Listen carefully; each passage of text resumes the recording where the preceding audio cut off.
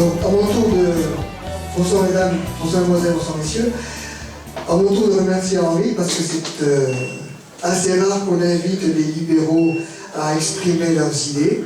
On dit beaucoup de mal du libéralisme. Le libéralisme en France est devenu le grand repoussoir. Je ne sais pas si vous avez conscience de ça. Pourtant, comme a dit Henri, le libéralisme n'a jamais été appliqué dans notre pays. Et quand on parle d'ultra-libéral, c'est encore pire, parce que ça veut dire que les gens ne savent pas ce que c'est le libéralisme. Soit le libéral, soit on ne l'est pas. On va être ultra-libéral. Donc, les citations que je vais vous donner sont essentiellement de Frédéric Bastiat. Je crois qu'il n'y a que du Frédéric Bastiat d'ailleurs.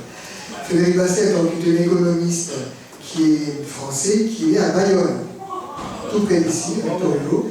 Il y a une plaque sur sa maison de naissance, et c'est le cercle qu'il a fait poser. Est-ce que vous savez ce qu'est le libéralisme, en quoi ça consiste? Non. Alors, je vais vous expliquer. Je ne vais pas vous faire un topo sur le libéralisme, mais je vous ai prévu quelques définitions pour qu'on sache de quoi on parle. Je ne sais pas si le micro marche. Si? Oui. Je vous ai prévu quelques définitions pour qu'on sache de quoi on parle et que tout le monde parle de la même chose. Parce que si on ne définit pas les mots avant, vous allez voir que Frédéric Bastiat a utilisé des mots qui n'ont tout à fait le même sens aujourd'hui qu'à son époque. Donc il faut savoir de quoi il s'agit. La première citation, Henri l'a citée, c'est l'État. Donc l'État, c'est la grande fiction. Je vais vous la lire parce qu'au fond, je sais qu'on voit très bien ce qui est écrit sur les diapos. L'État, c'est la grande fiction à travers laquelle tout le monde s'efforce de vivre aux dépens de tout le monde. Je vais vous définir le socialisme selon Bastiat. Le socialisme selon Bastiat, c'est ça. La chimère du jour, c'est d'enrichir toutes les classes aux dépens les unes des autres. C'est de généraliser la spoliation sous prétexte de l'organiser. Or, la spoliation légale peut s'exercer d'une multitude infinie de manières. De là, une multitude infinie de plans d'organisation. Tarifs, protection, primes, subventions, encouragement, impôts progressifs, instruction gratuite, droit au travail, droit au profit, droit au salaire, droit à l'assistance, droit aux instruments de travail, gratuité du crédit, etc. Et c'est l'ensemble de tous ces plans, en ce qu'ils ont de commun la spoliation légale, qui prend le nom de socialisme. Donc quand je parlerai pendant mon exposé de socialisme, c'est à ça que je ferai allusion, c'est à ça que je ferai référence. Ce qui veut dire, si vous regardez les partis politiques qui ont pignon sur rue en France aujourd'hui, tous les partis politiques, selon Frédéric Bastiat, sont socialistes. La seule différence qu'il y a entre eux, c'est le degré de spoliation légale qu'ils infligent aux gens. Le libéralisme, maintenant. Toulouse de Bastiat. Personnalité, liberté, propriété, voilà l'homme. Ce n'est pas parce que les hommes ont édicté des lois que la personnalité, la liberté et la propriété existent. Au contraire, c'est parce que la personnalité, la liberté et la propriété préexistent que les hommes font des lois. Chacun de nous tient certainement de la nature de Dieu le droit de défendre sa personne, sa liberté et sa propriété, puisque ce sont les trois éléments constitutifs et conservateurs de la vie. Alors, cette définition du libéralisme, je ne l'ai pas choisie au hasard, c'est une définition qui montre que le libéralisme est une éthique de vie. Ça ne se limite pas à l'économie. Quand on parle de libéralisme aujourd'hui, on pense toujours au libéralisme économique. Le libéralisme ne se limite pas à l'économie, c'est une philosophie qui repose sur les droits naturels, ceci, liberté, propriété, personnalité, et le respect des droits naturels est essentiel pour un libéral. Soit vous respectez ces droits naturels, vous êtes libéral, soit vous ne les respectez pas, vous n'êtes pas libéral. Les trois droits naturels sont liés entre eux. Vous ne pouvez pas en respecter un et pas les deux autres. Vous ne pouvez pas porter atteinte à un droit naturel sans détruire les deux autres. Ils sont liés. Ça, c'est essentiel si on veut comprendre ce qu'est le libéralisme selon Bastiat. Maintenant, l'étatisme, puisque c'est le sujet de l'exposé aujourd'hui. Mais quand la loi, en intermédiaire de son agent nécessaire, la force, impose un mode de travail, une méthode ou une matière d'enseignement, une foi ou un culte, ce n'est plus négativement, c'est positivement qu'elle agit sur les hommes.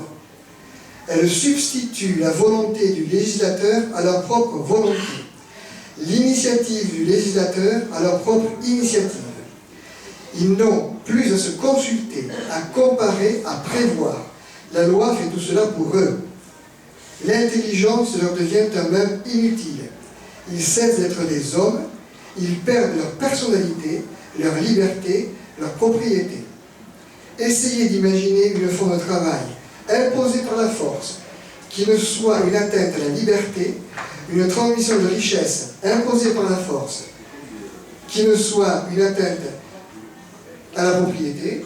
Si vous ne parvenez pas, convenez donc que la loi ne peut organiser le travail et l'industrie sans organiser l'injustice.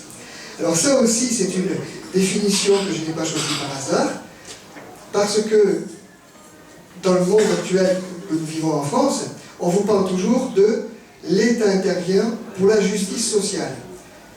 Pour Bastiat, l'État, ce n'est pas la justice sociale, mais l'étatisme organise l'injustice. C'est parce qu'elle impose le travail, elle impose des prélèvements par la force, donc elle porte atteinte à la liberté, à la propriété ou à la personnalité des gens. Alors une impasse, tout le monde sait ce que c'est une voie sans issue. Alors, depuis le temps que les gouvernements successifs gouvernent notre pays, on ne peut pas dire que le bout du tunnel soit visible. Nous sommes toujours dans une voie sans issue. S'il y avait une issue, les gilets jaunes ne seraient pas dans la rue. Sortir, donc il y a deux possibilités de sortir, hein, ça c'est facile. Soit les personnes fuient l'étatisme, c'est-à-dire les personnes quittent le pays pour des raisons qui peuvent être personnelles. Ça peut être la retraite, ça peut être l'épanouissement personnel, ça peut être leur travail, ça peut être les prélèvements excessifs, ça peut être tout ce qu'on veut. Ils fuient leur pays. La deuxième raison, la deuxième option pour sortir de l'étatisme, c'est le pays qui sort de l'étatisme. C'est-à-dire, ça va être le sens de cet exposé, comment la France peut sortir de l'étatisme. Tic-tac, voilà. Alors, quelles sont les origines de l'étatisme en France? Les origines, alors ça remonte assez loin. Ça remonte, à mon avis, aux ordonnances de 45-46. Il y en a plusieurs, je vous en ai sorti 5 que je vais vous laisser lire. Sur ces 5, il y en a 3 qui ont une importance, ces 5 ont une influence aujourd'hui sur notre pays, mais celles qui ont une importance particulière, ce sont l'ordonnance du 4 octobre 45 qui crée la base de la sécurité sociale, celle du 26 avril 46 qui généralise la sécurité sociale en incluant la retraite des vieux, et puis le statut de la fonction publique. Ce sont des éléments dont on ne s'est pas encore aujourd'hui débarrassé. La nationalisation de la Banque de France a aussi son importance, mais ça peut être différent.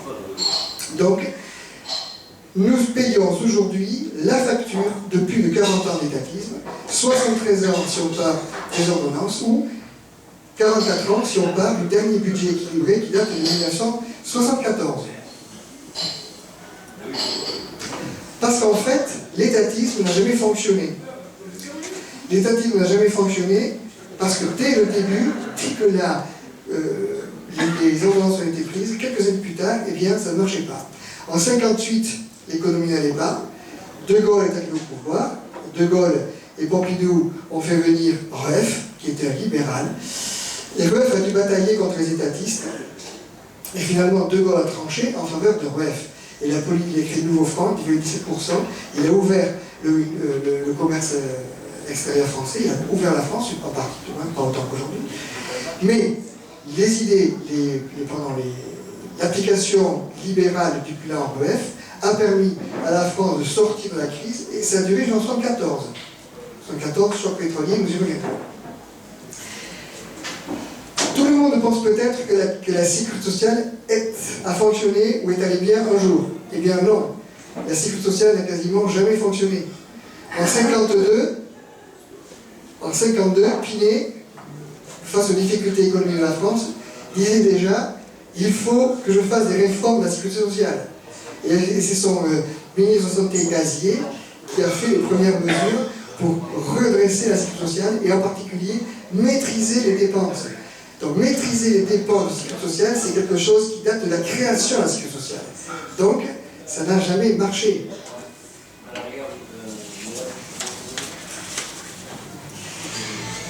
Les causes de l'étatisme. Alors je vous en ai mis 3. Je vous ai mis la présomption fatale. La présomption fatale, c'est une notion, c'est le dernier livre économique publié par Hayek, si ma mémoire est bonne. Hayek est un économiste autrichien, il a été prix Nobel d'économie, et on considère Bastiat comme un précurseur des économistes autrichiens. L'école autrichienne est très fidèle à la pensée de Bastiat, elle l'a développée, et il y a Hayek, il y a Mises qui sont les plus célèbres. Ils sont dans le droit de ligne de ce qu'avait préparé Frédéric Bastiat. La présomption fatale, c'est donc, je vous ai mis la définition, c'est l'impossibilité pour une autorité centrale ou monopolistique de conditionner efficacement les activités productives de milliards d'êtres humains. Croire qu'en contrôlant tout, il est possible de créer une société parfaite constitue la présomption fatale. En fait, cette présomption fatale repose, à mon avis, sur l'orgueil des politiciens. Les politiciens ont cet orgueil qui savent tout mieux que tout le monde et qui savent ce qui est bon en particulier pour nous. Et enfin, à cause de ce caractère particulier, de cet égo surdéveloppé, ils ne savent jamais se remettre en cause. Nous avons l'exemple aujourd'hui, avant nous en avons eu d'autres, de politiciens droit dans ses bottes qui ne se remettent jamais en cause. Alors pour vous prendre un exemple différent, moi je suis médecin, c'est très différent en médecine. En médecine, il faut toujours se remettre en cause. Et on apprend à se mettre en cause. Quand on pose un diagnostic, quand on met un traitement en place, si le patient revient et que ça ne marche pas, il faut qu'on se mette en cause. On ne va pas leur dire, bon, dans les bottes, non, j'ai raison. Il faut, ça s'appelle l'évidence-based médecine, la médecine par l'épreuve, vous avez le patient, les circonstances et les dernières données de la science. Donc quand le patient revient, vous recommencez ce que vous avez fait. Est-ce que je me suis trompé? Est-ce que j'ai tout vu? En fonction des dernières données de la science, est-ce que j'ai tout vu? Les circonstances, est-ce qu'elles ont changé? Et le patient, qu'est-ce qui s'est passé? Au bout de ce réexamen, cette remise en question, je peux dire, on va faire différemment. Je n'abandonne pas mon autorité, je ne perds aucune crédibilité vis-à-vis du patient, je ne recule pas. Je tiens compte des circonstances et je tiens compte des éléments que j'ai nouveaux que je n'avais pas.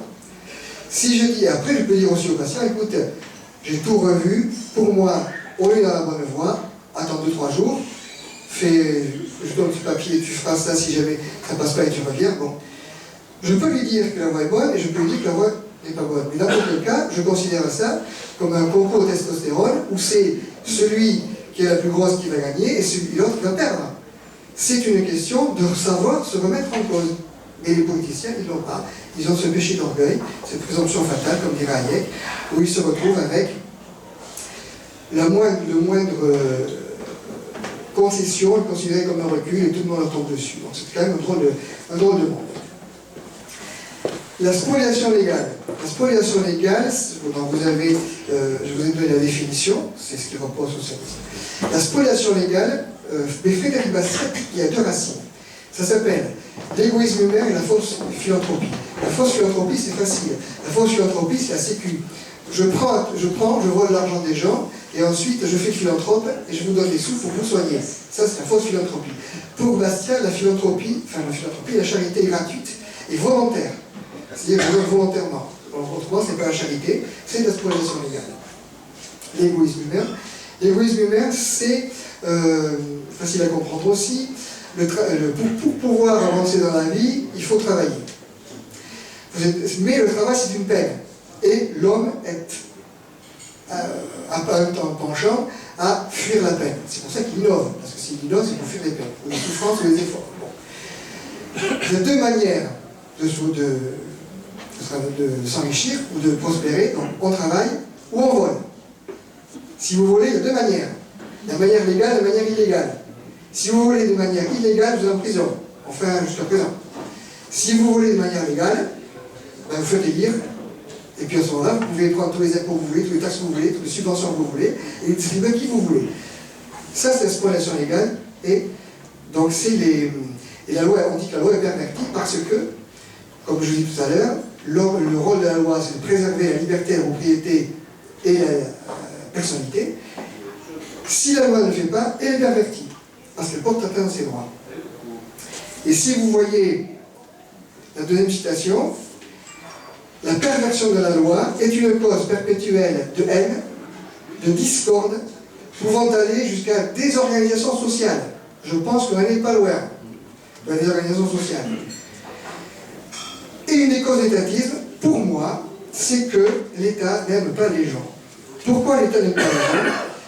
Parce que si l'État avait une quelconque empathie pour les gens, il ne les voudrait pas. Il protégerait leur droit naturel, liberté, propriété, personnalité. 2, il ne succomberait pas à la présomption fatale de celui qui sait tout, peut tout, voit tout, et qui sait mieux que les autres, et qui va faire le bonheur des gens malgré eux, et si besoin, contre eux. Je pense que c'est la dernière cause de l'étatisme. Et alors il faut savoir aussi que, en gros, l'État ne peut pas créer de pouvoir d'achat. Ça veut dire qu'il est obligé de prendre à quelqu'un.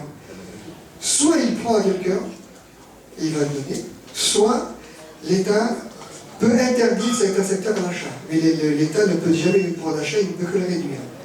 Soit en prenant des impôts, soit interdire d'acheter. Par exemple, j'interdis d'acheter le service protection sociale. Je suis obligé de passer par la sécurité sociale. J'interdis d'acheter le service ma retraite. Je suis obligé de passer par la case retraite étatique. Quelles sont les conséquences de l'étatisme? Alors j'ai mis en premier la folie fiscale, parce qu'il n'y a pas d'autre mot. Alors Agnès Verdier-Molinier, directeur de l'IFRAP, avait noté qu'il y avait un certain nombre d'impôts. Elle a reçu 360 en 2015. Macron en a créé 11 nouveaux depuis juin 2017. François Hollande en avait créé 28 entre 2012 et 2013. Et Sarkozy 31 durant son mandat. Alors ce que je vous dis tout à l'heure, que le fait d'être socialiste n'est pas une question d'étiquette politique, mais une question de déplacement du curseur à la spoliation légale. Quand on les prend les trois, ils ont des étiquettes politiques différentes, mais ils se comportent comme des socialistes selon Bastien. Maintenant, nous avons quand même à terre le nec plus ultra qui est l'impôt sur les impôts, la TVA sur la TICPE. Si vous voulez plus de détails, vous allez regarder le site de l'IREF, il y a un excellent article là-dessus. Alors maintenant, vous avez le sublime, alors je me sublime parce qu'il n'y a pas d'autre mot, ce sont les taxes et contributions pour aider les gens à payer les taxes et contributions. Parce que ce soit, que ce soit une région qui donne de l'argent aux personnes pour payer leur carburant pour se déplacer, ou que ce soit une entreprise qui donne de l'argent à ses employés pour se déplacer, à partir du moment où c'est obligatoire, ça devient un prélèvement fiscal au sens large, et ça rentre dans la spoliation légale. Donc des taxes et des contributions pour payer les taxes et les contributions, c'est sûr qu'on atteint le sublime. Et là, après, l'autre conséquence de l'étatisme, c'est la diarrhée législative. Alors j'ai mis diarrhée parce que je suis poli, et j'ai mis diarrhée parce que je suis médecin, mais j'ai trouvé autre chose. La diarrhée, c'est irrépressible. Et on a l'impression que les hommes politiques, quand ils arrivent au pouvoir, ils ont ce désir irrépressible de faire des lois. J'avais entendu sur Europe 1, je crois, à la rentrée septembre, un journaliste interrogeait un député En Marche en lui disant « Qu'est-ce que vous avez fait ?» Alors, question, c'est toujours ça. Le gars avait dit « On a fait 100 lois. » 100 lois, c'est beaucoup. Ça ne m'aurait pas étonné. Alors, j'ai cherché un peu. Et en fait, les 3 derniers présidents qu'on a eus ont fait 220 lois en 3 fois. Non, la première année, ils ont fait 220 lois en tout.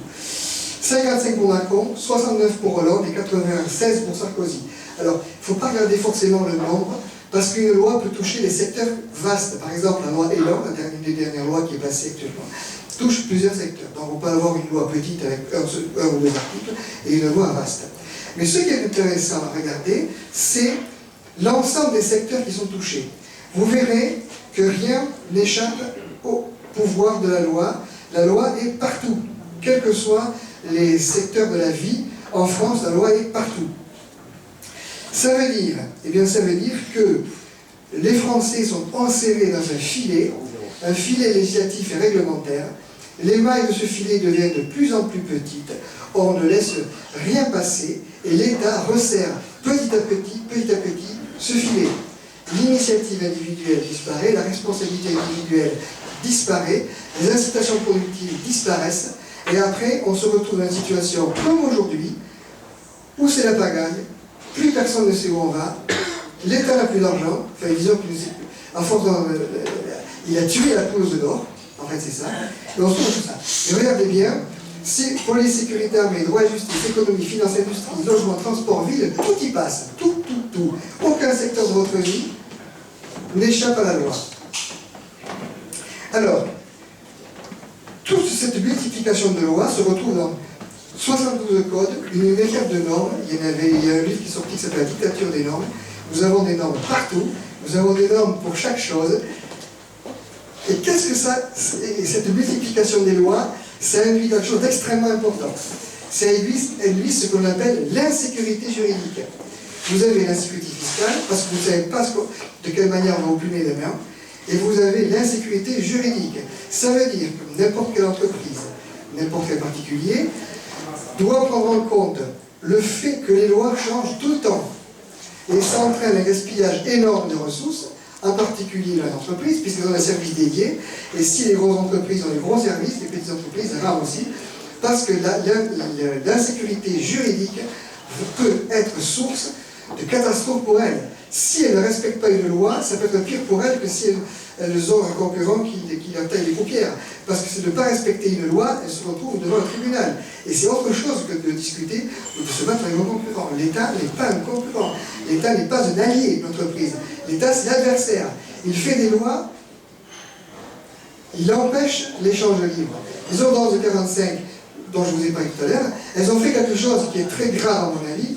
Elles ont rendu le travail libre illégal. Ça veut dire que vous ne pouvez plus faire travailler quelqu'un librement. Vous devez passer par tout le circuit, déclaration de tout ce que vous voulez, vous conformez à tout un tas de codes. Si vous embauchez quelqu'un librement, ça peut être travail noir. Et vous êtes passible, vous êtes puni. Comment voulez-vous que l'on puisse avoir du travail en quantité suffisante dans ce pays à partir du moment où le travail libre est illégal et interdit? On ne peut pas. Alors, il faut savoir que, l'État dit dans quelques conséquences qui sont intéressantes.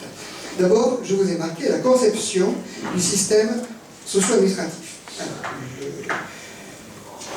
Il faut savoir, on dit souvent, les Français attendent tout de l'État.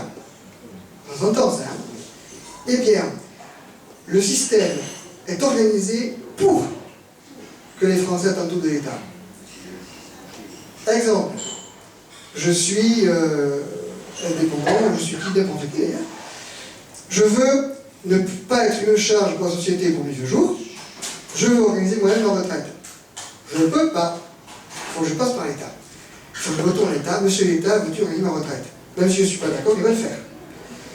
Je veux m'assurer quelque part, pour ma santé, pour mes enfants. Je ne peux pas.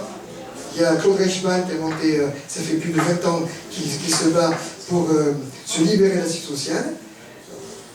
C'est pas encore... il y en a qui y arrivent, mais c'est au prix d'efforts extraordinaires. Vous ne pouvez pas dire non à l'État en disant « je vais m'assurer moi-même ». L'éducation, c'est pareil.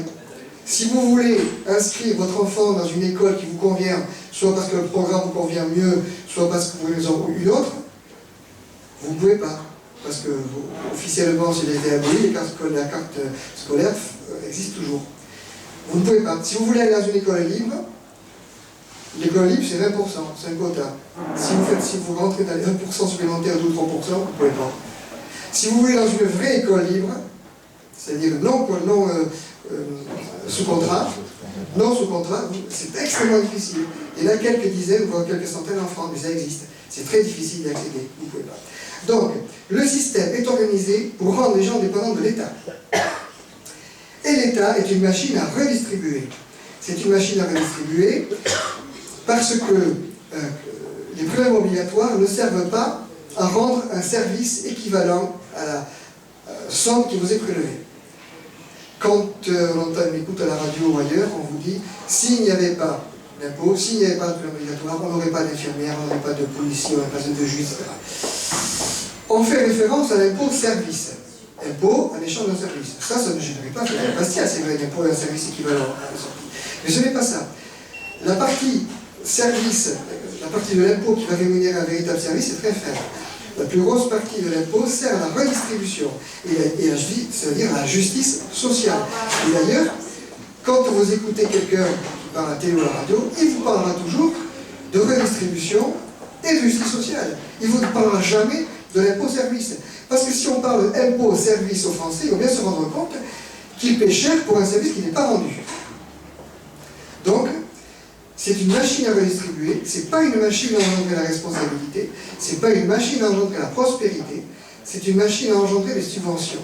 On préfère avoir des pauvres subventionnés que pas de pauvres. On préfère avoir des chômeurs indemnisés plutôt que des gens qui travaillent. Ça se voit très très bien quand on critique les Allemands ou les Américains, qui vous voulez, parce que les Allemands n'ont pas de chômage, ou très peu. On dit oui, mais c'est petits emplois. Bon, d'accord. Mais c'est une conception différente de l'État, et en France, l'État est une machine à redistribuer les prélèvements que vous avez. Ne vous faites pas d'illusions, ils ne sont pas faits pour rendre service, ils sont faits pour rendre service aux politiciens. Avec cette redistribution, ils vont pouvoir acheter les voix de qui ils veulent. Alors dans cet achat, il ne faut pas se tromper quand même. La lutte de tous contre tous, eh bien ça on revient à la définition de l'État. Alors ça c'est intéressant parce que vous savez qu'il y a des lobbies, qui font pression sur l'État. Quel est l'objectif des lobbies? Il y en a deux. Soit je détourne une partie de la spoliation légale à mon profit, soit je me défends contre la spoliation légale.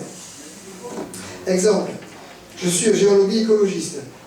Je vais faire pression pour une taxe carbone. J'ai la taxe carbone, j'ai gagné. Et les autres, ils payent. Je suis le lobby des chasseurs. Je fais pression pour libérer un peu la chasse ou ce que vous voulez.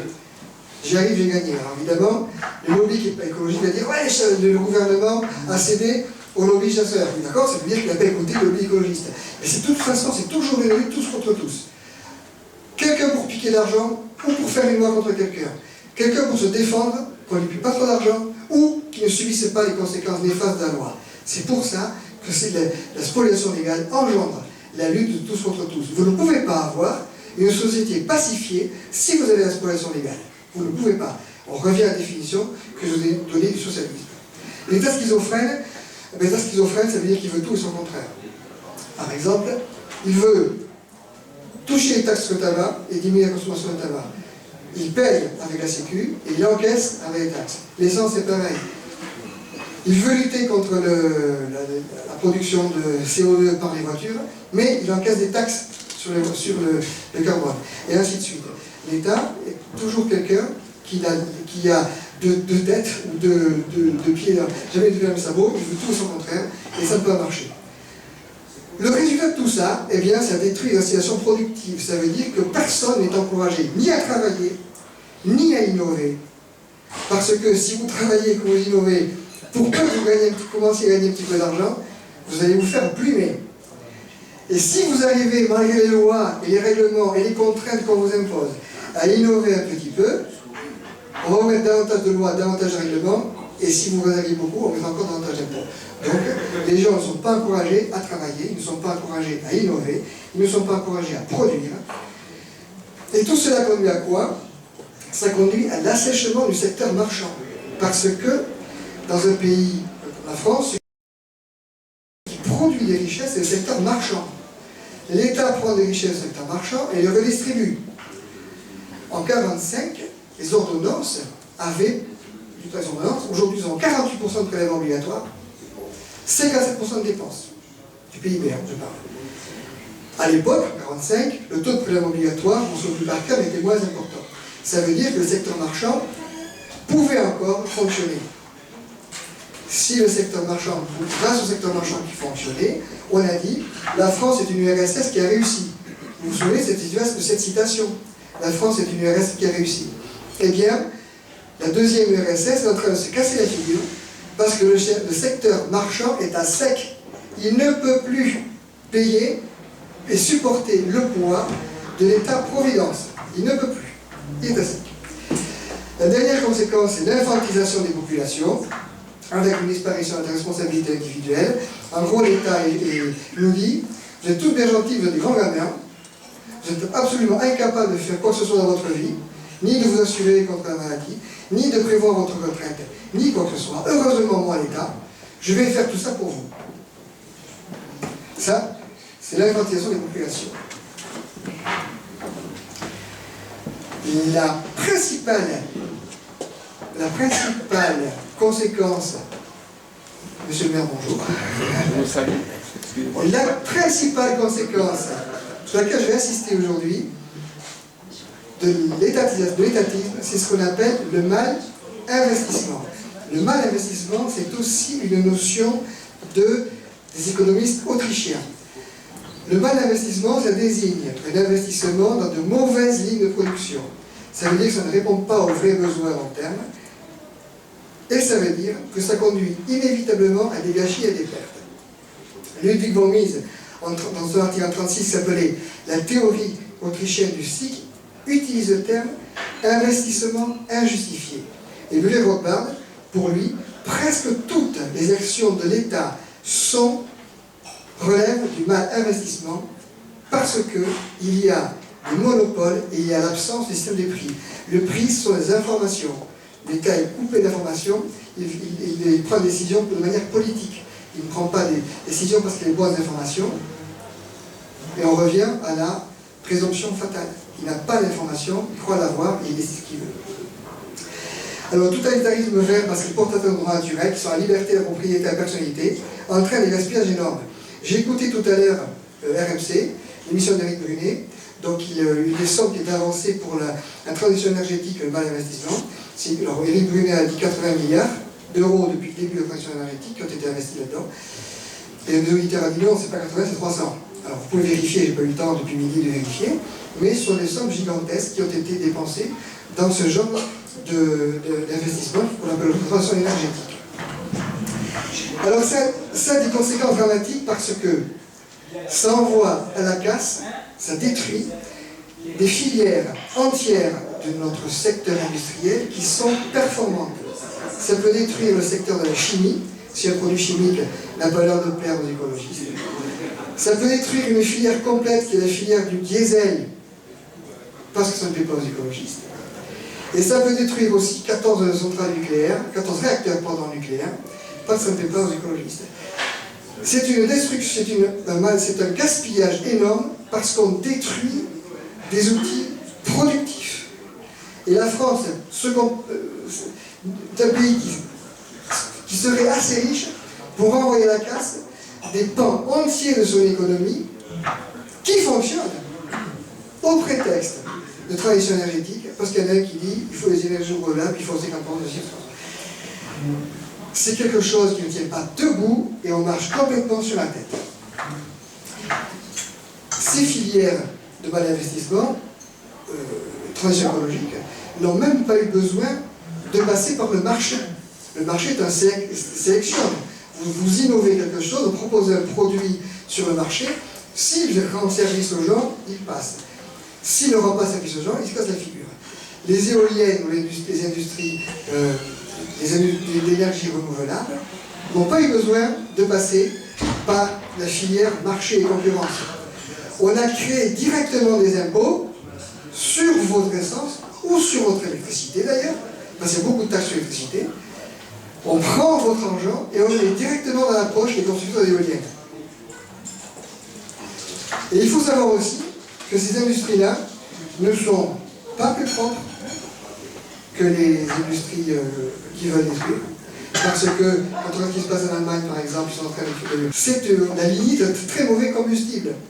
Vous faites tourner vos voitures, la lignite, et vous détruisez, sous prétexte d'écologie, des paysages extraordinaires. L'emprise au sol des éoliennes est énorme. On se plaint de destruction de terres agricoles ou de forêts en Amazonie, mais en France, on détruit les terres agricoles pour planter des éoliennes. 1500 tonnes de béton dans le sol. Et on va détruire nos ressources halieutiques, puisqu'on va mettre en mer pour produire une énergie qui sera, non pas alternative au nucléaire, mais qui sera alternative, le vent souffle ou ne souffle pas.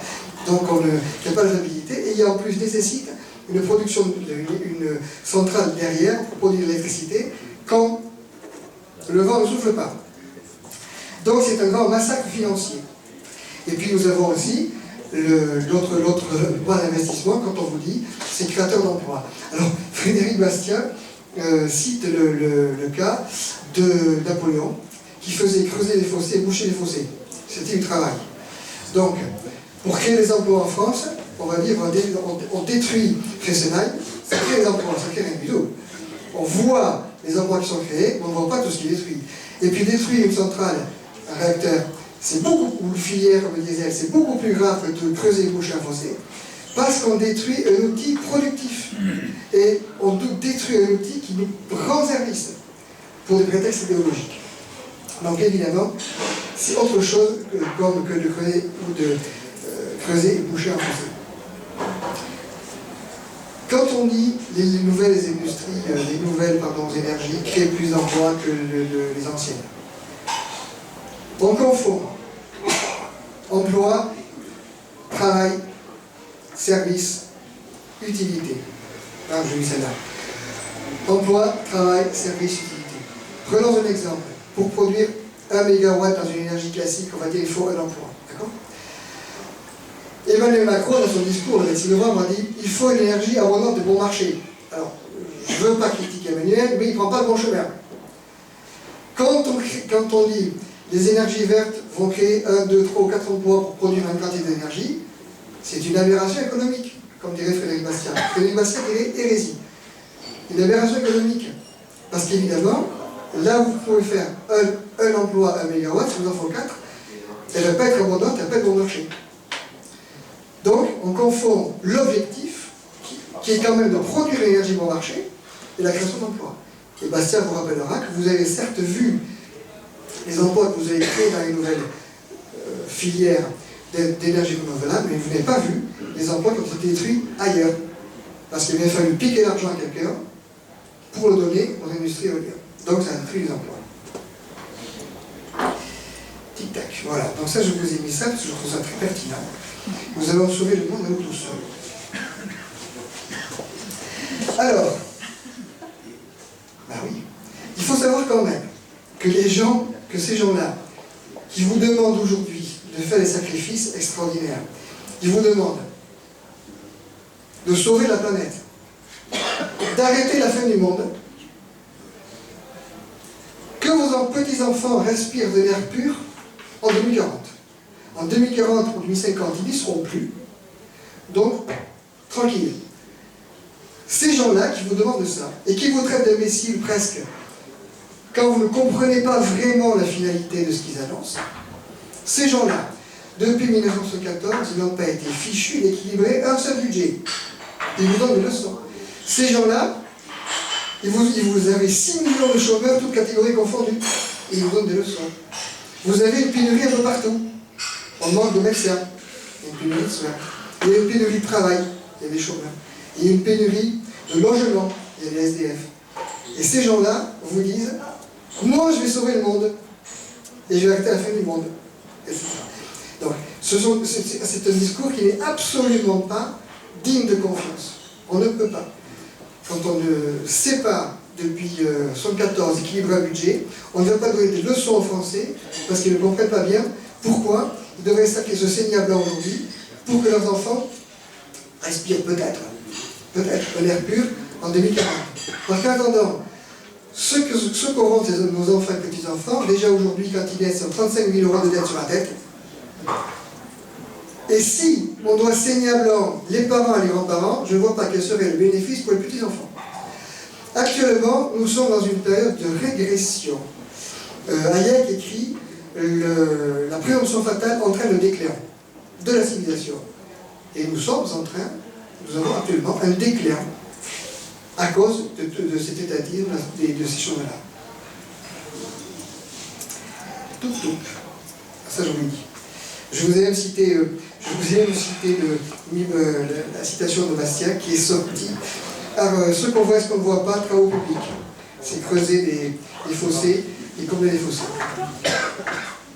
Alors, pour sortir de l'étatisme, parce que c'est quand même l'objectif de la conférence, en général, pour sortir dans un pays qui est très sclérosé, enserré, où il y a un filet qui tient les gens, il faut qu'il y ait un choc.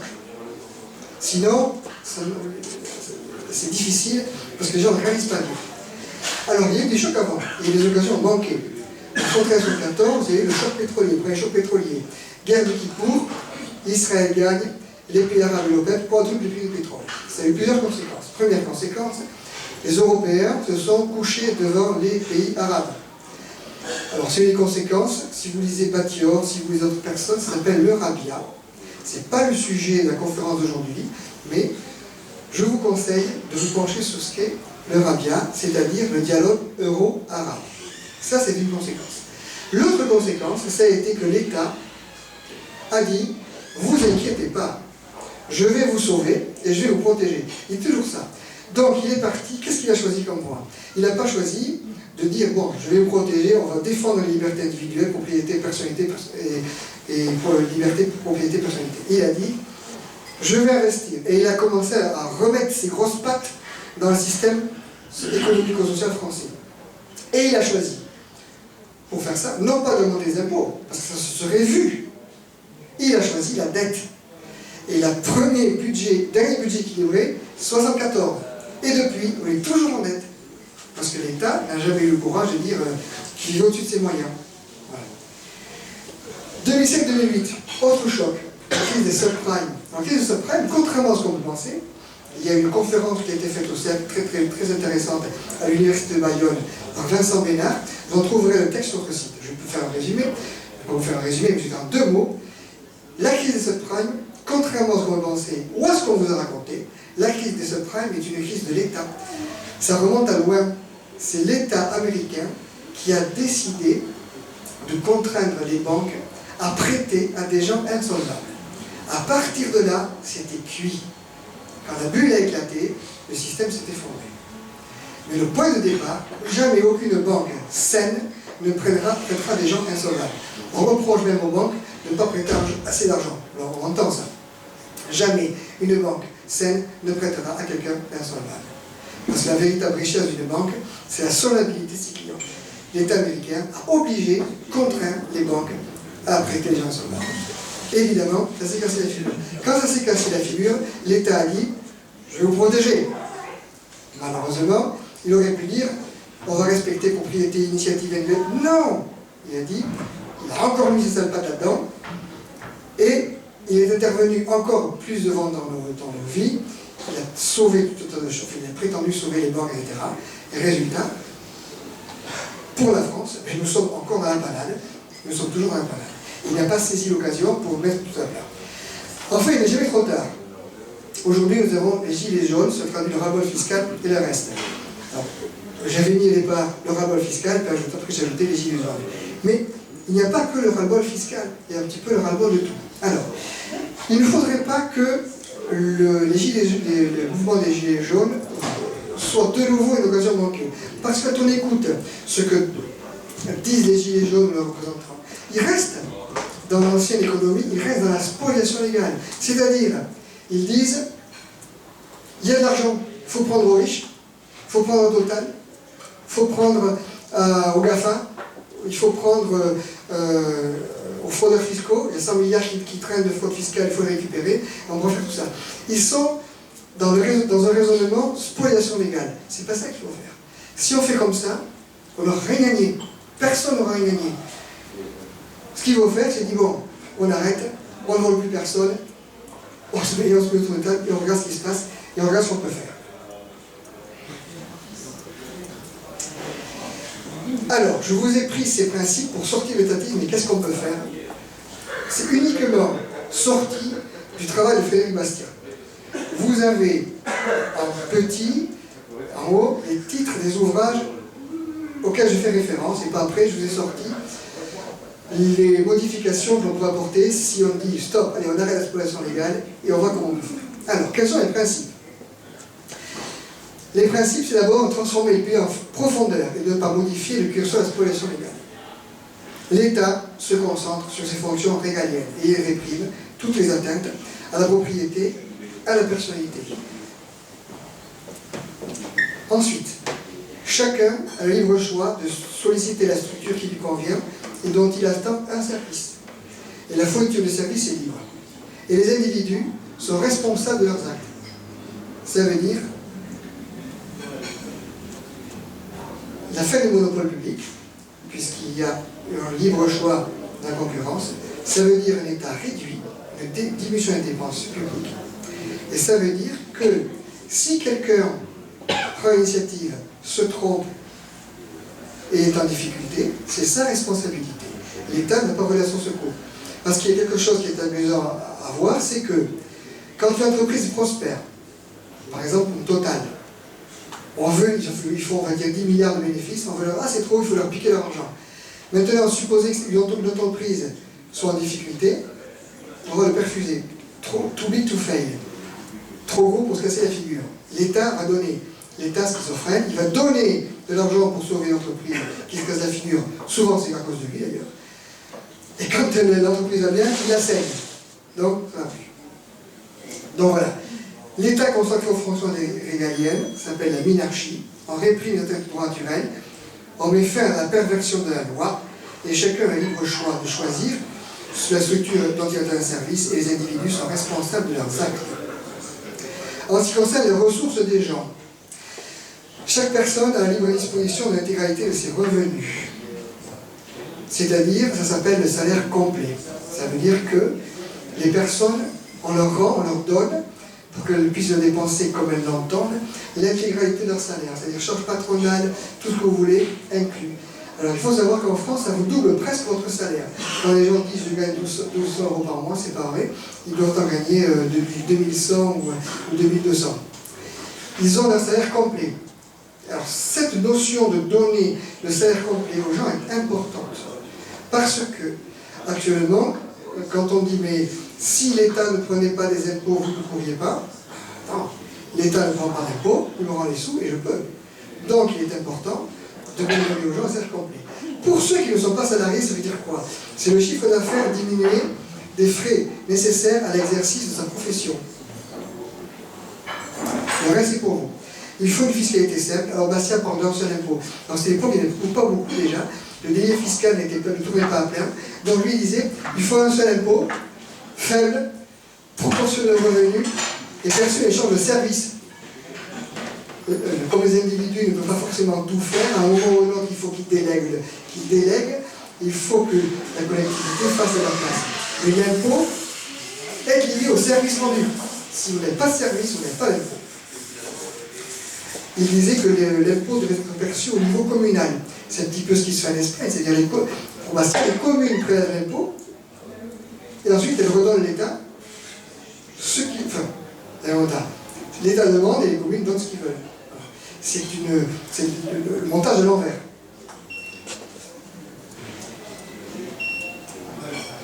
La liberté économique et la vie privée, donc ça il y a l'autonomie des établissements d'enseignement, la non-intervention de l'État dans la vie d'entreprise et dans les échanges commerciaux, producteurs-consommateurs, la liberté de relations propriétaires-locataires, parce que l'État considère qu'il y a un déséquilibre, il doit rééquilibrer, il considère que par principe, l'employé est victime du patron, et il considère par principe que le locataire est victime du propriétaire.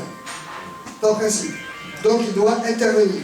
Et résultat, nous avons du chômage, et résultat, nous avons des mal logés et des sans logis. L'autorisation de construire ne reposant que sur la propriété, avec comme seul critère l'absence de nuisance au voisinage. Ça c'est important parce que je vous ai dit tout à l'heure que le libéralisme reposait sur le respect des droits naturels individuels, liberté, propriété, personnalité. Vous êtes libre de faire ce que vous voulez chez vous, mais vous respectez les autres. Et liberté religieuse dans le respect des droits naturels individuels. Les mêmes. Liberté, propriété, responsabilité et personnalité. Et l'État ne se met pas de religion. La prévoyance et la solidarité. Alors Bastia, il dit prévoyance. Ou charité. Et ça, charité, c'est un mot qui est un petit peu désuet maintenant. Par contre, on dit solidarité, donc j'ai mis solidarité. Mais bon, charité. La prévoyance est personnelle. C'est-à-dire que l'honneur de chacun est d'assurer sa prévoyance, ses vieux jours, ou sa maladie, contre les accidents de la vie, on dirait aujourd'hui, sans en laisser la charge à ses enfants, aux voisins, aux enfants des voisins. C'est un honneur de ne pas se laisser volontairement à la charge des gens. Donc,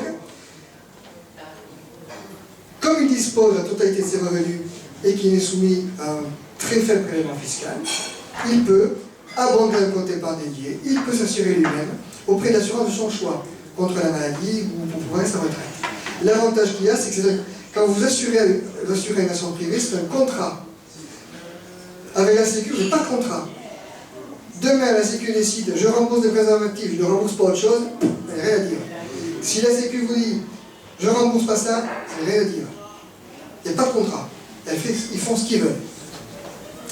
Le filet de sécurité, on dit toujours les libéraux sont les égoïstes ou ce que vous voulez. Non.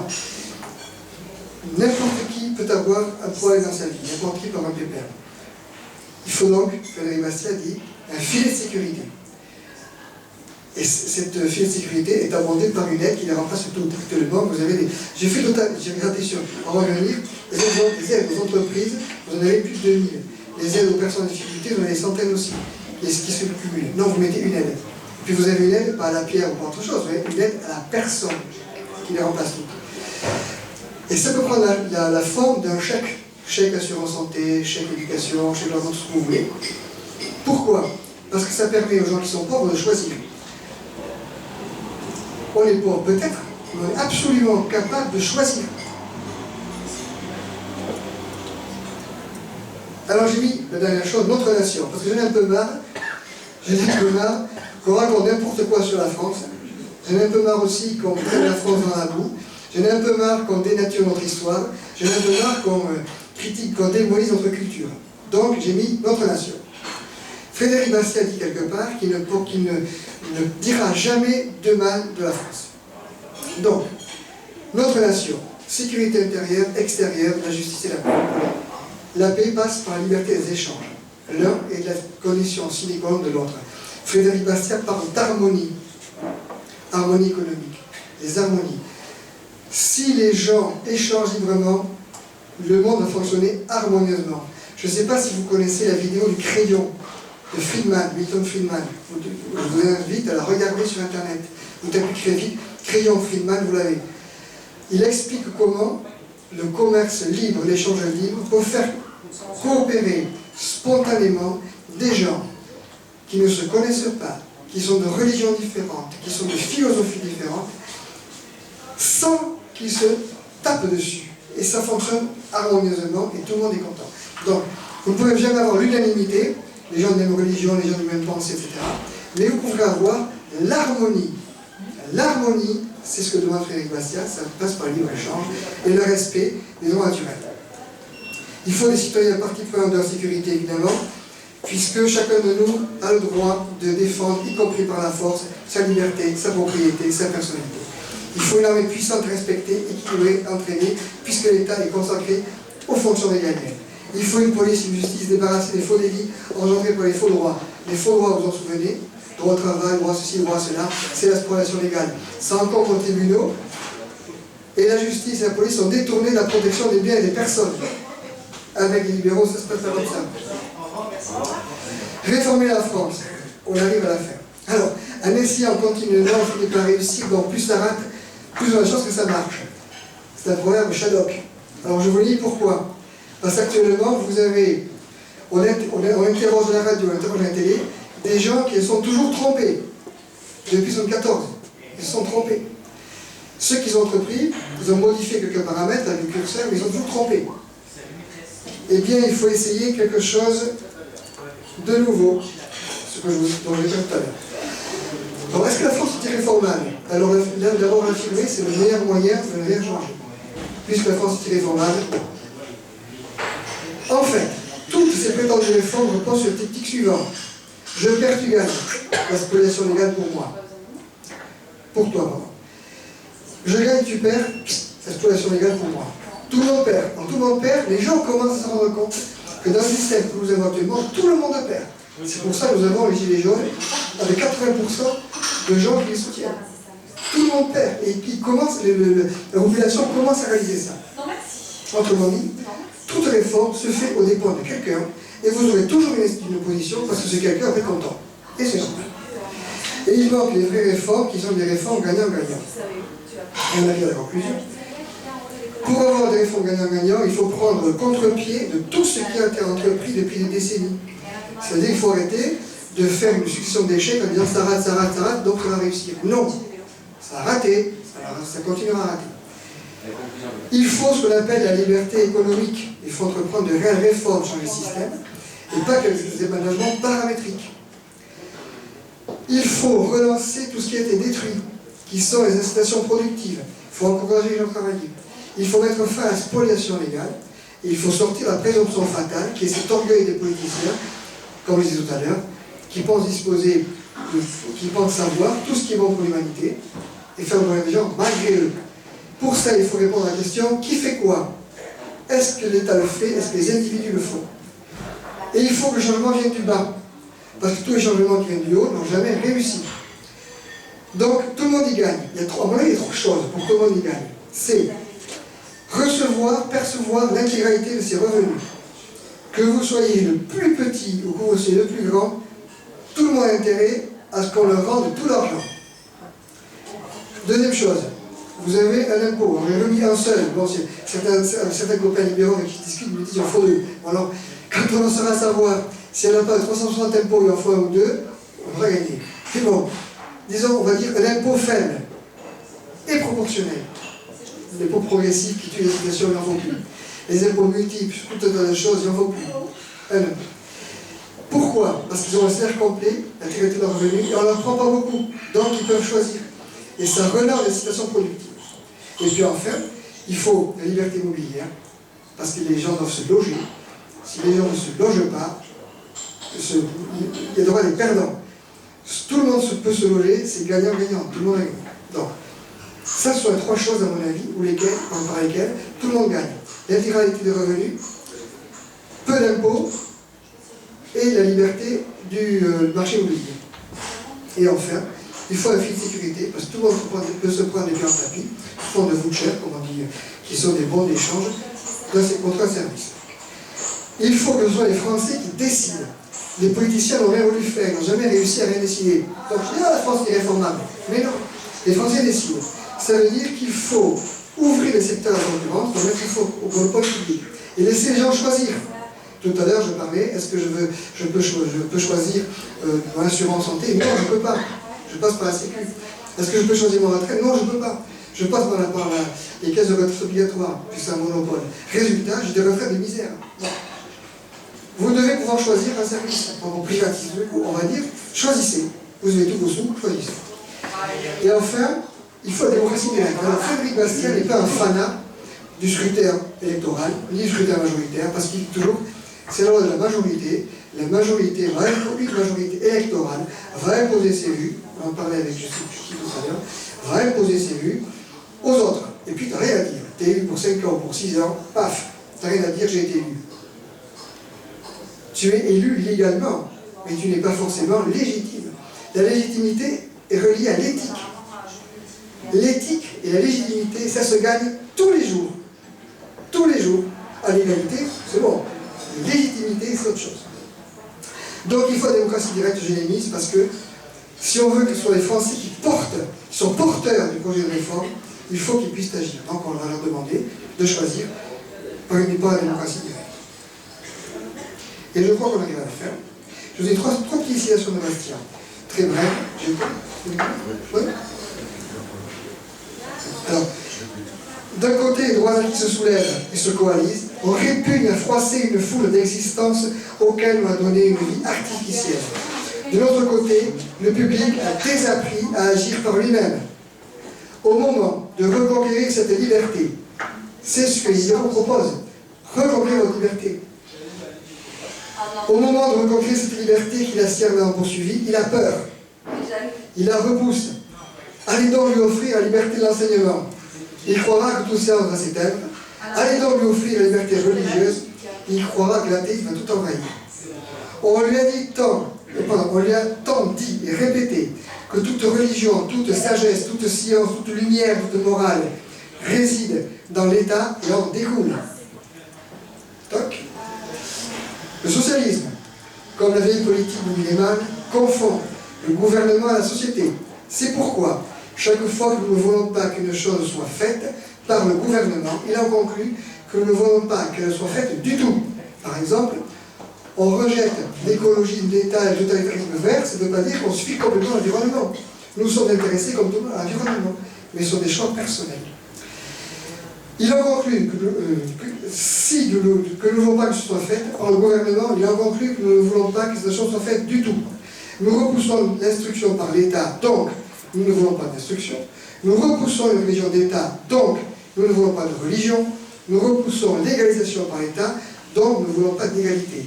C'est comme si nous accusaient de ne vouloir pas que les hommes mangent parce que nous repoussons la culture du blé par l'État. Et à la fin, j'ai mis un message personnel de Frédéric et Emmanuel. Il faut le dire, il y a trop de grands hommes dans le monde. Il y a trop de législateurs, d'organisateurs, instituteurs de société, conducteurs de peuple, pères des nations, etc. Il y a trop de gens qui se placent au-dessus de l'humanité pour la régenter et trop de gens qui font le métier de s'occuper d'elle. Je ne sais pas si Manu aura le message. Merci.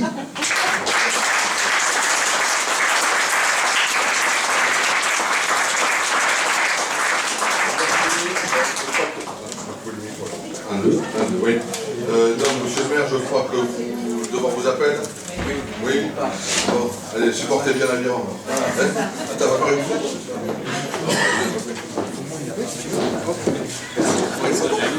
Ah oui, oui, bien sûr, c'est lui qui fait la photo. Jean-René, je ne sais pas si. Je sais pas, ça va très bien. Plaisir de vous revoir. Je ne sais pas si. Une photo de la libérale, je ne sais pas si c'est important.